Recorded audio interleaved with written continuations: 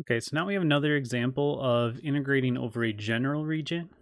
Okay, so I want to do a few examples. That first video is just getting pretty long, so I cut it off and we'll just do another example here.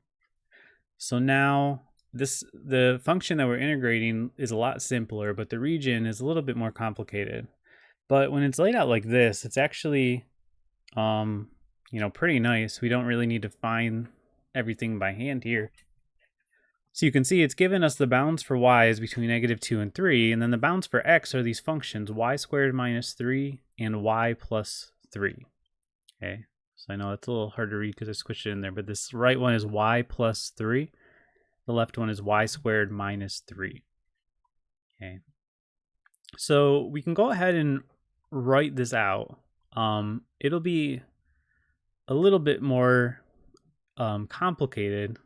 I think it might be a good idea to solve these in terms of y first. So if we're looking at like y squared minus 3 equals x, we're used to graphing things the other way. So maybe go ahead and solve them for y. And then that might be helpful for the integral as well, right? Because it's possible we need to switch the bounds on the integral if it doesn't work out well. So we might need to change this in terms of x anyway. So y equals plus or minus root x plus 3, and then y plus 3 equals x. This is just going to imply that y is equal to x minus 3. Okay. So when we go ahead and draw this region then,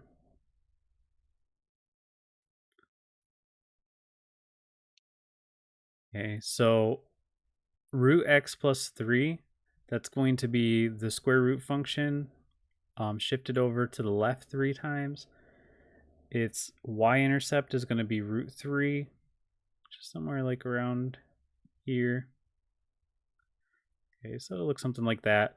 And then the negative version of it will just be going in the opposite direction, right? So ultimately not a function, of course, but that's okay. And then y equals x minus 3. Okay, this is the y-intercept of 3. And then we have a slope of 1. Okay, so it's going to look something like this. It doesn't need to be perfect.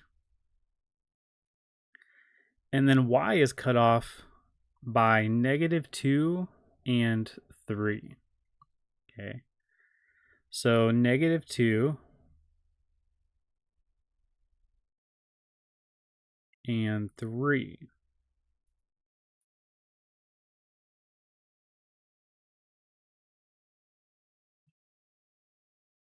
And I think that actually this was intended to be the intersection point. So go ahead and draw it like that. Okay. So 2 and 3 are the intersection points here. Okay. So this one and this one. So basically we're looking at this region right here, right between these two lines here. So we want to decide which way we should do this.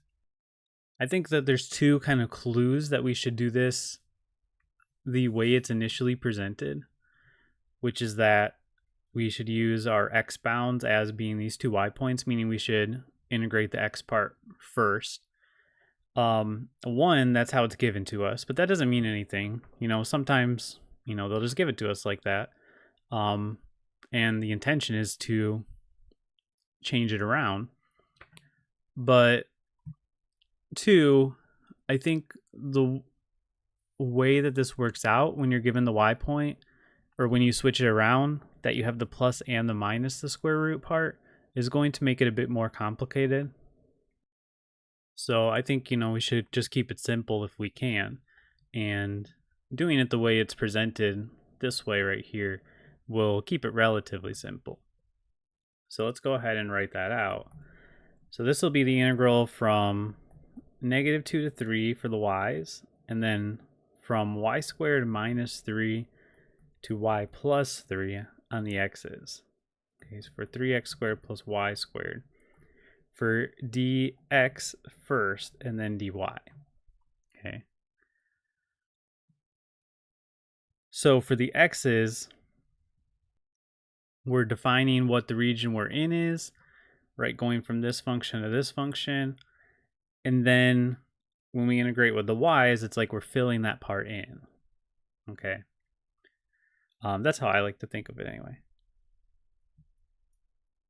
Okay, so we'll go ahead and integrate with respect to x here. So this is going to be just x cubed. And this is going to be y squared x. So don't forget that part because the y squared is a constant. Right. And we're going to do this from x equals y squared minus 3 to x equals y plus 3 dy. Okay. So this is going to be y plus 3 cubed plus y squared times y plus 3. So another y plus 3. Oh, wait, never mind. Yeah, that's not y plus 3.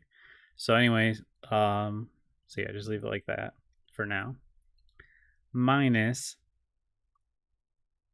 y squared minus 3 cubed minus y squared minus 3. Okay, dy. So not the cleanest thing in the world, but nothing we can't handle. You know, it's ultimately just a polynomial. So it's kind of annoying to have to multiply it all out. But, you know, we can do it. It's not quote unquote complicated in the same way that like the reverse direction of the last one was, whereas complicated there meant we can't do it. But here we can. Okay. So y plus 3 cubed. The way I would do it is just do y plus 3, like I would square it first. So y squared plus 6y plus 9, and then we can multiply that out.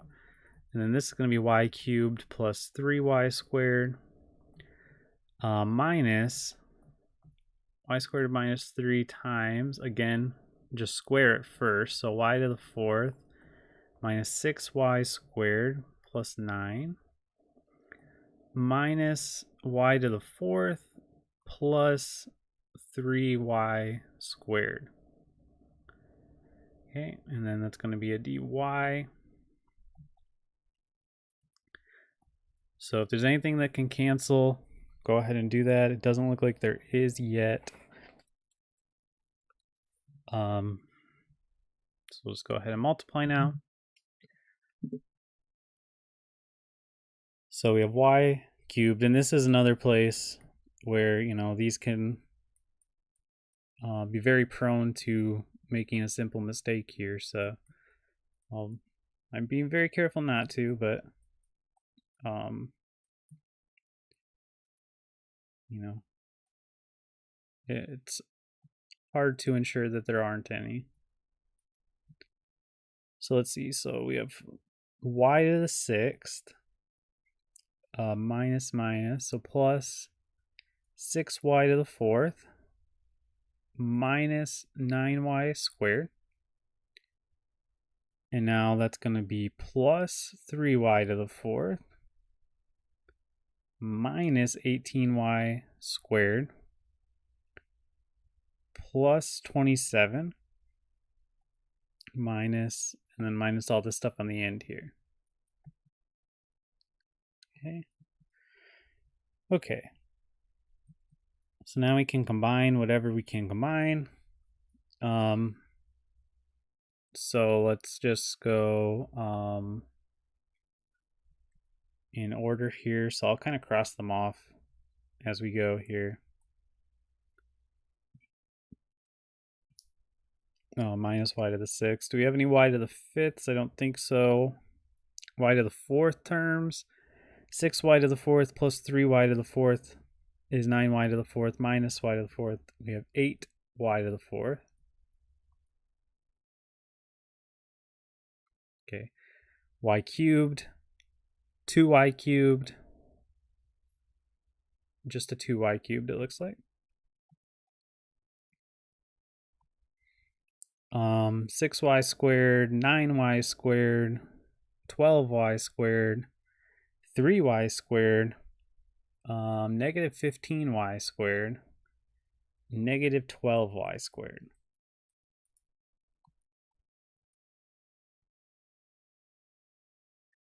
Okay, 9y, 27y, that's it. And then finally, where's the other one? There. Finally, our constants, 27 plus 27. And there we go. Okay, so just a big polynomial at the end of the day. So we have negative y to the 7th over 7 plus 8y to the 5th over 5 plus 2y to the 4th over 4 minus 12y cubed over 3 plus 27y squared over 2 plus 54y, all evaluated from y equals negative 2 to y equals 3. So I won't bother going through all the algebra there. I'll just write down what the answer is. Okay, so we should get 2,375 over 7. Okay. So I won't go ahead and do it the other direction, but you could go ahead and try and see if it's even possible. It might be possible, but I just suspect that it would be more complicated. The book where I got this said that it's more complicated, so it's probably really complicated. Otherwise, they would have shown it both ways. So yeah, so we'll just go on to the next example then. But, you know, the main point I want to show with these is that most of the work here is, it might not feel like it, but most of the work is really going into the setup. Like if you have the setup right, the rest of it is just grinding out the integral, and, you know, that'll take more time in a lot of cases, but like conceptually, I think the challenging thing here is just setting it up. And if you can get past that, then you're basically just doing the same thing we did in single variable calculus, where you're just evaluating integrals. All right, so let's look at this one where this is a little bit of a different example in that the region is not really given to us. They actually just give us the integral itself here. Okay, so this one is given as this. Okay, so the integral from 0 to root 2, and then the integral from 0 to 2 minus x squared of x e to the x squared dy dx. Okay, so in this one, there's not actually a y in there. And with the way it's given to us, it's tempting to just go for it right away, right? So if we just start evaluating this one,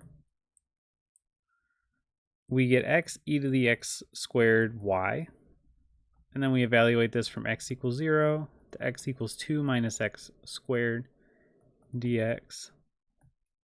Okay, so when we plug in 2 minus x squared here, we're going to get 2 minus x squared e to the 2 minus x squared squared.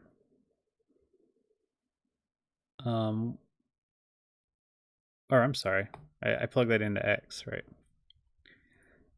Sorry, that should just be e to the x squared times 2 minus x squared, plugging into y, and then minus 0. Okay. So when we multiply this out, what we're going to get here is, let's see, 2x e to the x squared minus x cubed e to the x squared. Okay. So this is going to be a bit complicated. I don't want to say impossible right off the top of my head, but I don't think it's impossible. I think we did one like this. I think you basically, with the x cubed e to the x squared part, you can break up the x cubed as x times x squared, let u be x squared, and then you have a u sub, and then within the u sub you do integration by parts. And then this part, of course, is just a u sub.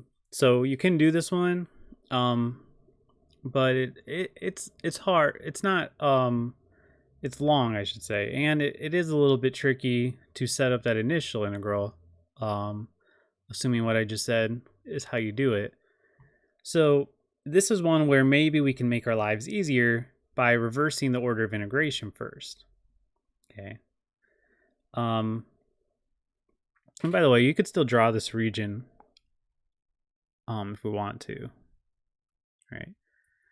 So this region 2 minus x squared looks like something like this. And we're going from 0 to root 2 on the x's, which is going to be the x-intercept. So we're looking at this region right here. Okay. So if we wanted to switch this region around, then 2 minus x squared, when it's equal to y, that's going to be 2 minus y equals x squared. So x equals the square root of 2 minus y.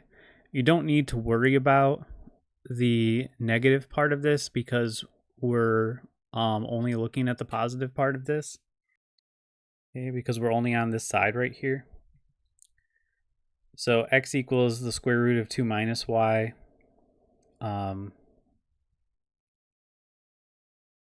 So the x part now is going from x equals 0 to x equals the square root of 2 minus y. And the y part is going from y equals 0 to y equals 2. Okay, so if we're going to switch the order of integration, these are the new bounds that we would need here. So let's go ahead and do that. So this is going to be from 0 to 2, 0 to root 2 minus y. And if you want to keep going this way, you could keep going and see if you end up getting the same answer that we're going to get here. This way should just be a bit easier. Okay. So we're going to make the substitution here. Right, so we're going to let u equal x squared, du is equal to 2x dx. So, you put that over 2. So this is going to be 0 to 2 of, we can bring that 1/2 all the way out if we want to.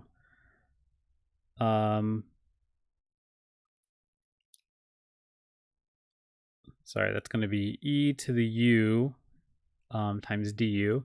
So when you integrate it, it's just going to be e to the u, which is e to the x squared. From x equals 0 to x equals root 2 minus y. Okay, so again, you don't have to write out the region, but I think that it's helpful to see that we can ignore the negative part of the square root on this one. That we only need this half of it. So that's going to be 1/2 0 to 2, and then this will work out nicely because the 2 minus y, square root of 2 minus y gets squared, and then we have minus 1. We don't want to forget that part, dy. So 1/2 0 to 2 of just e to the 2 minus y minus 1 dy. Okay. And now you could do an integration by substitution. Here you let u equal 2 minus y, so du is going to be just negative dy. So we just have an extra negative out here, basically. Just for this part, though, not for the minus 1. So that's going to be e to the, actually, let me just to make it a little clearer, negative e to the 2 minus y minus y. And we're evaluating all of this from 0 to 2. So we get 1/2 negative e to the 0, so just a 1, minus 2, and then plus e to the 2, and then just a 0. So that's just going to be -3.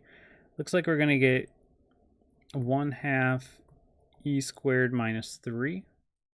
Okay, and that's the answer the book has for this one too, so it looks correct. This is from the OpenStax book, just as a reminder, in case anyone wants to look at these example problems there.